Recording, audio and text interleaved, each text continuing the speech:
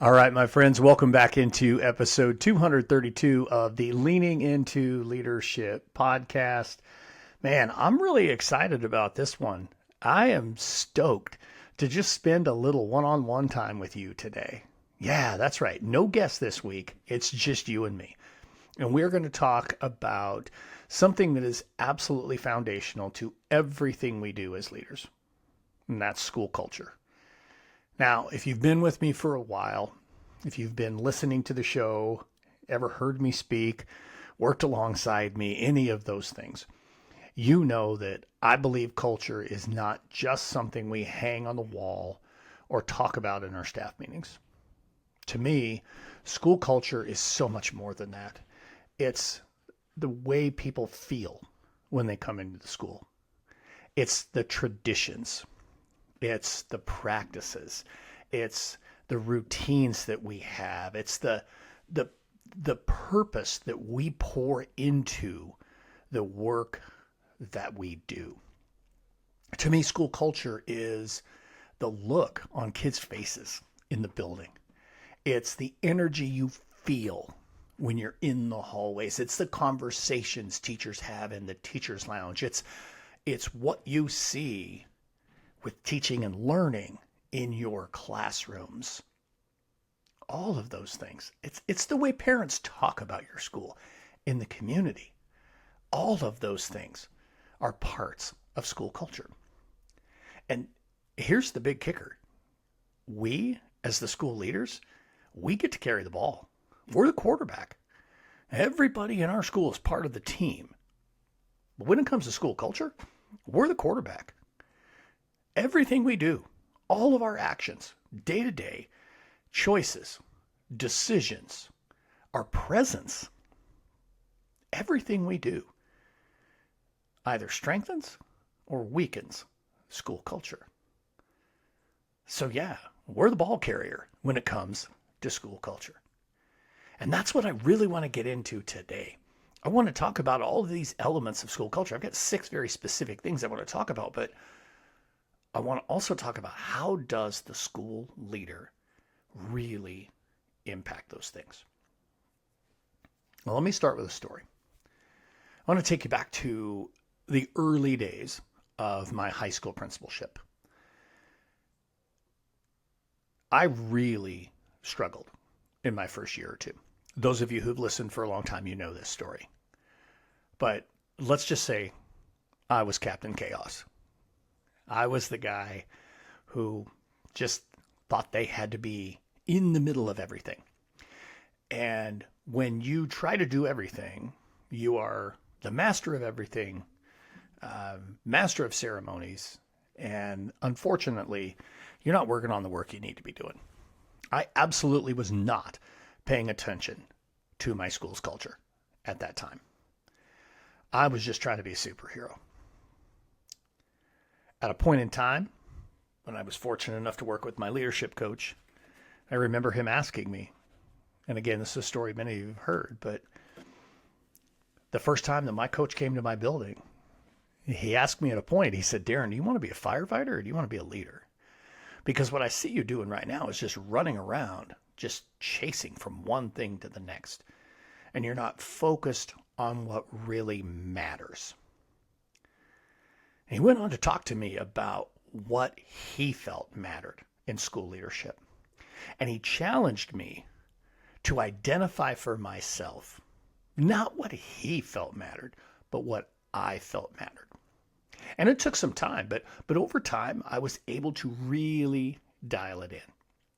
If you've read Road to Awesome, The Journey of a Leader, you know that I talk about 6 things that I think were absolutely critical. And number 1 on that list, build and maintain positive culture and climate. I will absolutely defend that as number 1, and I think it should be number 1 on everyone's list, because that is what drives everything else. That is what floats all boats, your culture and climate. But it wasn't until that moment in time when my coach asked me that question that I was really clear about what mattered to me. And so as I go through this today, I want you to be thinking about that. I want you to be reflecting a little bit on what really matters to me as the leader of my organization. And again, we're going to lean very specifically into culture and climate. And that's really where I want to go. I've got 6 essential elements that I want to share that I think are key to school culture. And for each one of them, I'm going to share with you what it is, but I'm also going to share why I think it really matters. And most importantly, I'm going to share how you as the leader can help shape that very specific thing. So to me, number one, and this gets back to something I talk about all the time here on the podcast, but that clarity. And in this case, we're talking about clarity of purpose and clarity of vision. Why are you doing the work you're doing? What are you truly trying to accomplish? What is genuinely the goal?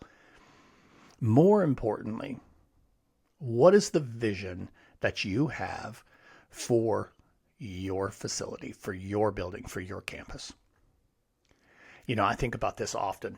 And as a school leader, we talk about mission and vision often. You know, it's one of the ISLIC standards. It's a core element in leadership, but it's something that often gets overlooked by leaders because we're so focused on just the day-to-day operations that we forget about that importance of strategic visioning. Here's the real truth about that.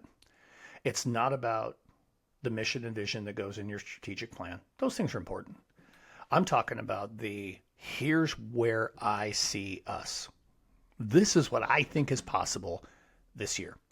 This is what I believe we can accomplish. This is something we can do to move our building forward, to improve our student outcomes, to make a difference in the life of our kids. This is something you cannot delegate. You, as the leader, have to be the one that is driving that vision. You have to be the owner of that vision. You have to be the one who sees it so clearly that here's where we're going. Here's what we're going to accomplish. And then this is where you become the salesman, because you got to sell that vision to everyone. You got to make sure everybody understands their role, their responsibility, their piece of the pie, if you will, in how we get there. That's what leadership is all about. And nothing will greater impact your culture than having a really strong, clear vision of where we're going to go and getting everyone to see and own their part of it.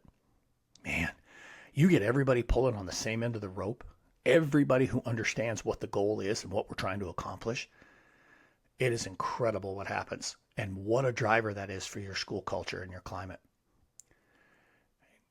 I just think it's just so powerful. I also think it's extremely important that you as the leader protect time on a regular basis to ensure that this work is happening. You can't just say this at the beginning of the school year. Say, hey, here's what I think is possible this year, and never talk about it again. You need to live this thing out loud. Every meeting, every conversation, every opportunity you can find to talk about that vision, to really push that. That's how things start to align. People start to hear it. That you start to speak it into existence. You make it a reality. And that's something that you have to do. Only you can do as the leader. Because the more you repeat it, the more you think maybe people are getting tired of hearing it, the more they start finishing your sentences. That's when you know this has become an embedded part of our reality. Everybody knows this is where I want to go. That's super powerful right there. That's element number one in building and maintaining that positive culture and climate. Clear vision. Clear purpose. Element number two. Element number two is trust and psychological safety. We know culture grows at the speed of trust. And when people don't feel safe, nothing else matters. I work with a lot of schools that have had a tremendous amount of churn in those leadership ranks. You know, new superintendent, another new superintendent, another new superintendent, new principal, new principal, new principal, fifth principal in 7 years, sixth superintendent in 9 years. The more we have that leadership churn, the more people tend to retreat, if you will, and kind of just pull back into their own little space of safety. For teachers, that means just back into their classrooms, you know, and we end up with basically silos. We end up with a bunch of independent contractors that share a hallway, and that's not going to benefit anyone. That doesn't move us forward. Our teachers need to know that they can take risk in instruction and not be harshly judged. Our teachers need to know that there is a clear, consistent path, that there is an understanding of how things work in a building. A big part of trust and psychological safety is simply having a well-run school. Clear systems in place, clear expectations, clear procedures. Clear who do you go to for this, for this, for this? What is the process like for this? And consistency in terms of how things are handled. Whether that's student discipline or attendance or professional learning or expectations of curriculum development, whatever it might be. Being consistent, being clear, and running your school really, really smoothly with clear systems, that builds trust. But so does your presence. You know, when you are consistently showing up at the front door, in the hallways, in classrooms, teachers know that the work you're doing is getting accomplished. They see you. They feel better seeing their principal. I mean, that's just reality. When we follow through on promises, when we keep confidential conversations private, when we own mistakes as a leader. Oh, man, I remember several botched decisions I made as a principal. And instead of spinning it, just standing in front of the staff, owning it, not pointing fingers at anyone else, but just simply saying, I got this wrong. You know what happened?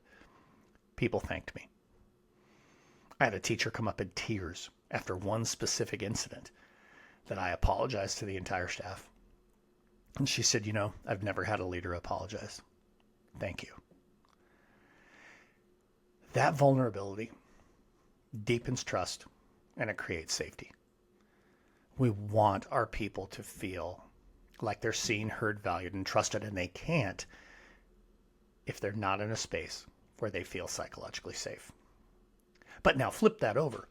When your teachers are feeling that psychological safety, when they feel that trust, they're empowered and they're going to take risk and they're going to do amazing things and they're going to innovate. And what does that lead to? It leads to students who take risk. It leads to students who innovate. That's what we want to see. At least the kids who learn, and not just rote memorization. I mean, learn.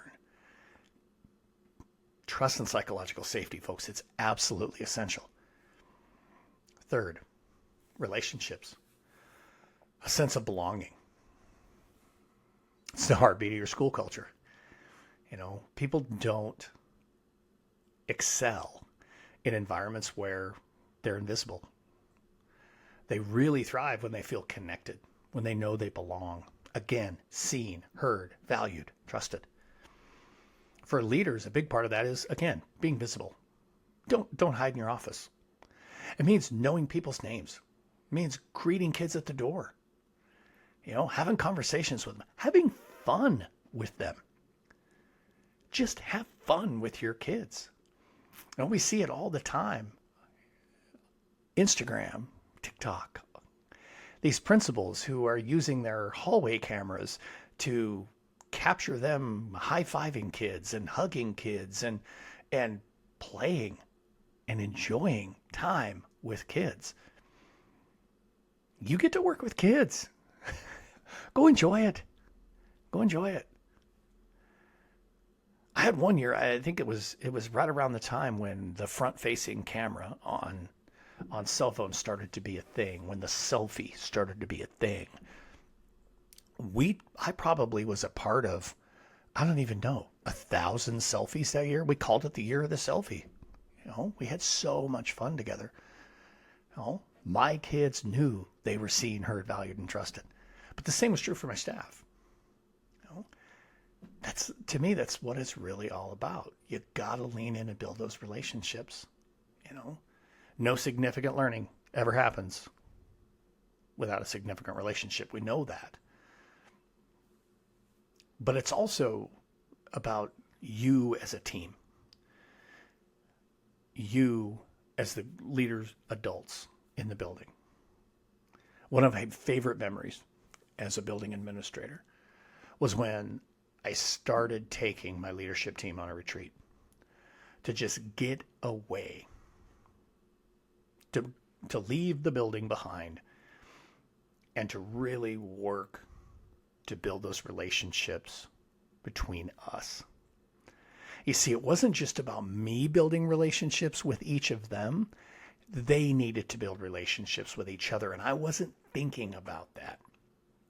I just assumed, which was a mistake, that a relationship with me meant they had a relationship with each other, but they weren't necessarily connecting. And so taking these retreats and leaving town for a couple of days, and yes, we did a lot of work. We did a lot of strategy. We did a lot of working on processes and procedures and all of those kinds of things. But we hiked.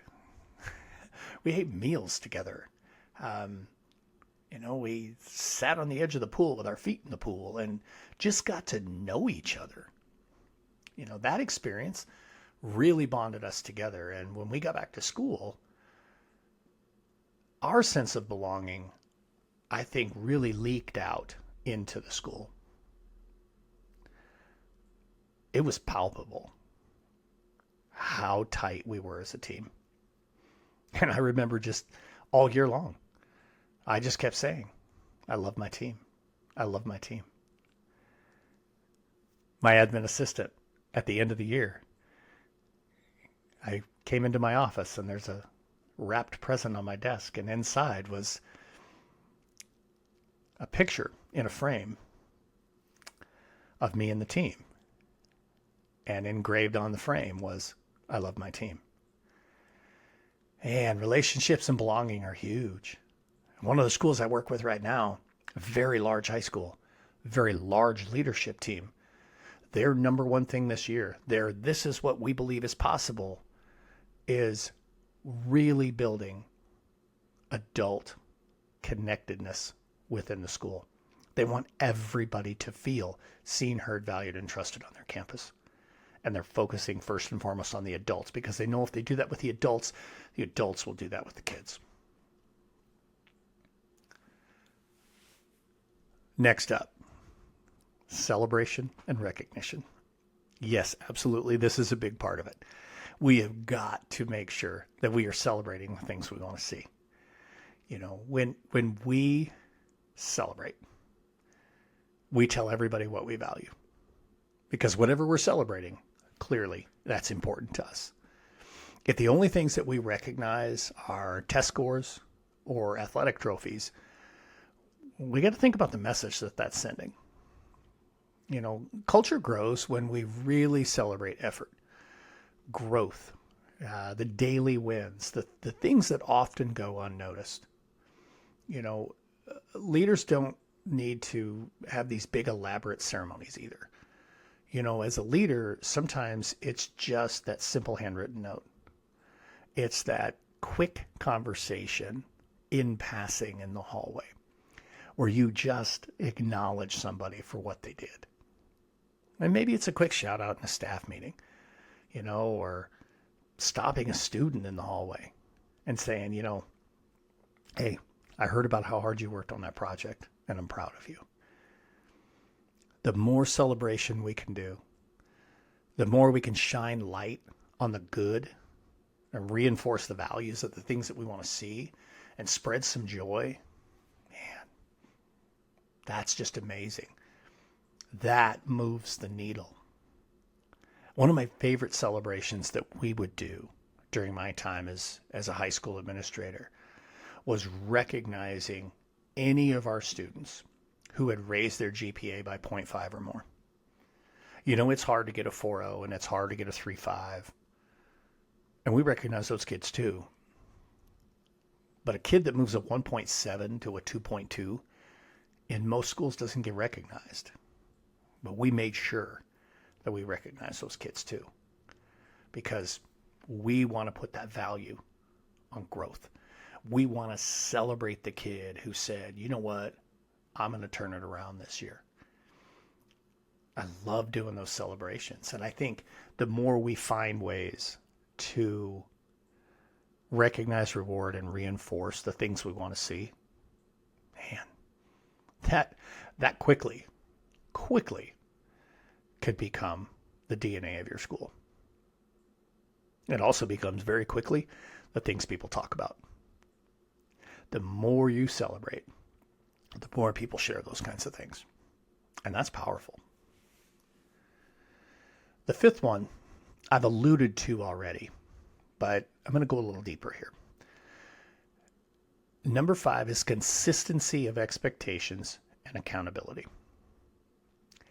Nothing, and I mean nothing, will undermine your culture faster than being inconsistent. When the rules shift from day to day, when the expectations are enforced only with certain people and not with others, we lose trust. I'll give you a simple example. When I first became a superintendent, we had an administrator in the district who was also a coach. And how do I say this? He was one to take it pretty easy on his athletes when it came to discipline, but pretty good at bringing the hammer at anyone else. The lack of trust in that building was very evident when I first got there. When we choose to only hold certain people accountable and let others do what they choose, we set ourselves up for failure. And we may think we're doing the right thing. We may even have a reason for it. But being consistent and having clear accountability, those are the things that will really make or break the culture that you're trying to build. The same thing goes with holding adults to expectations. There was a point during my leadership career where an individual that I supervised had a difficult time, saying no or holding people to an expectation, and would really just tell people what they wanted to hear instead of what they needed to hear. When those things happen, that also undermines your culture. You've got to be really clear about what matters to you, about what you expect, and then you've got to be willing to hold people to those expectations. And you don't have to be mean, you don't have to be a jerk to hold people accountable. I mean, the truth is, people will rise or fall to the level of accountability you're willing to hold them. How do you do that? Well, set the tone with very clear expectations from the beginning, and then revisit them often. Hold everyone, including yourself, accountable to those things. I mentioned earlier, when you make a mistake, own it, apologize, make it right. If you do that, If you lead in that way, others will follow you. And when you have others who choose not to, that's when you've got to have the tough conversations. That's part of leadership. I've seen a lot of leaders who struggle with hard conversations. Look, hard conversations are hard. That's why they're called hard conversations. It doesn't mean you have to enjoy having them. But if you're clear about what matters to you, if you're clear about what you expect, all you need to do is to simply stick to what you believe in and be brave to have those conversations. And those types of conversations don't have to be done in a confrontational manner. They can be done in an inquisitive manner, in a manner consistent with curiosity, asking people why they're having a difficult time with that expectation or what they may not understand about the expectation. Oftentimes, people just simply want to have a conversation about it. Maybe they'll agree, maybe they won't, but you've got to stick to what you believe. You got to walk the walk, in essence. Again, accountability doesn't mean punishment. And unfortunately, in our profession, accountability has really taken on that connotation. What it really means is support, feedback, and fairness. You see something you want to see, you reinforce it. See something that you don't want to see, you have the conversation. You ask questions, you give feedback, you provide support, and you do it being fair. When people know what the expectations are, and when they know that they're going to be consistent and they're going to be fair, they'll relax, they'll focus, and they'll do their best work. All right, finally, let's talk about modeling and intentionality. This could be the most powerful piece of all, although I would argue all 5 of these have been really, really strong to this point. So let's just say this. People don't listen to what leaders have to say nearly as much as they pay attention to what leaders do. You know, if we preach positivity and walk around with stress written all over our face, staff's going to mirror that energy. If we say that relationships matter but we never leave our office, people notice. Something just as simple as telling staff to greet students at the door and then us not do that, they notice. Whatever it is that you expect of staff, you have to be willing to do it yourself. Your culture lives in how you model it.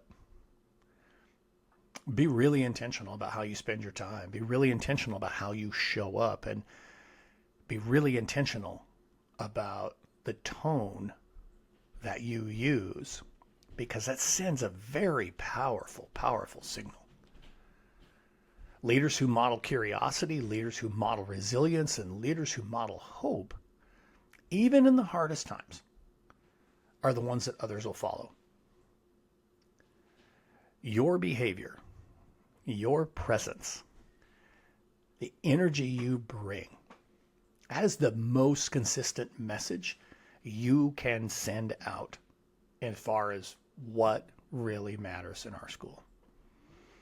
If you spend time stuck in your office all the time and you're not out in the classrooms, in the hallways, out at the front door, dismissal lines, bus pickup lines, cafeteria, they'll notice. But when you are there consistently, they'll notice that too. And it really will make a big impact on your school culture. So, let's bring this all together. Culture is not a program. Culture is not an initiative. Culture is not some poster. Culture is not nifty little Klingons on the steps going up into another floor. Those things are cool. Don't get me wrong. Culture is the accumulation of all your daily actions and choices. Leaders, you carry the ball. You're the quarterback. You carry the culture. These 6 essential elements that I've shared with you today: clarity of purpose, trust, relationships, celebration, consistency, and modeling, all are within your influence. Focus on these. Put them on your calendar. Be intentional about these things. And you'll build a school where staff want to stay, where students feel empowered to learn. And you'll have a community speaking so positively about your school. That's what it's all about. That, my friends, is truly the road to awesome. Thank you so much for tuning in and listening today. No pep talk this week because I think the entire thing was a pep talk. If this episode resonated with you, I'd love you to share it with a colleague. Please leave a review for the podcast. Those things, those reviews that you leave, those 5 stars, all those kinds of things really help to drive the algorithm, to get more listens for this show, to get this in front of more leaders. And that's really what I want. I want to pour into leaders. And so I'm asking for your help. Leave us a review, share this with a colleague, let somebody know, hey, you need to check out Leaning Into Leadership. And don't forget, you could always connect with me at roadtoawesome.net or on any of the social media channels, Darrin M. Peppard, on all of them. I'm happy to share resources, happy to share insights with you. In fact, I shared a lot today and challenged you to really be intentional putting them on your calendar. So I'm going to drop in the show notes our free School Leaders Planner. It's a weekly planner that will help you identify your priorities, really be intentional with time blocking, and focus on the work that only you can do, and then spend some time reflecting. So I'll make sure that's down there in the show notes for you. Thank you again for joining me here on Leaning Into Leadership. Get out there. Have a Road to Awesome week.